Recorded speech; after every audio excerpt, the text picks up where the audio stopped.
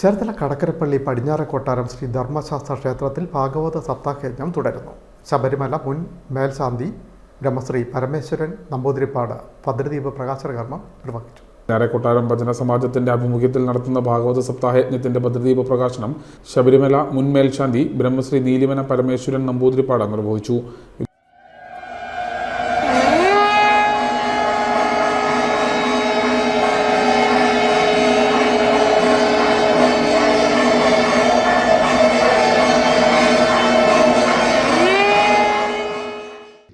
അടുത്ത 7 ദിവസം ഭഗവാൻ ഉണ്ണികൃഷ്ണൻ ഇവിടെ തിരുസ്വരൂപമായിട്ട് അവതരിച്ച് നമ്മളോടെല്ലാം പങ്കുചേർന്ന് അവസാനം ആ 7-ാം ദിവസം സ്വർഗാരോഹണം വരുമ്പോൾ സത്യത്തിൽ നമ്മളിൽ നിന്ന് വേർപെട്ടു പോകുന്ന പോലെ കരഞ്ഞു പോകുന്ന ഒരു ഫീലിംഗ്.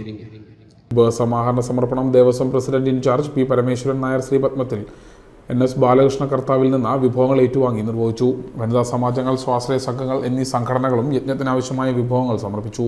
അൻപുരിപ്പറയുടെ വിഭവങ്ങൾ അനില വിജയൻ സമർപ്പിച്ചു. മാരാംവീട്ടിൽ ശ്രീകൃഷ്ണസ്വാമി ക്ഷേത്രത്തിൽ നിന്ന് നൂറുകണക്കിന് ഭക്തജനങ്ങളുടെ അകമ്പടിയോടുകൂടി വിഗ്രഹ ഘോഷയാത്ര ക്ഷേത്രത്തിൽ എത്തിച്ചേർന്നു. മാരാംവീട്ടിൽ കുടുംബയോഗം മുഖ്യ രക്ഷാധികാരി G. മോഹൻദാസ് നായർ ശ്രീകൃഷ്ണ വിഗ്രഹം കൈമാറി.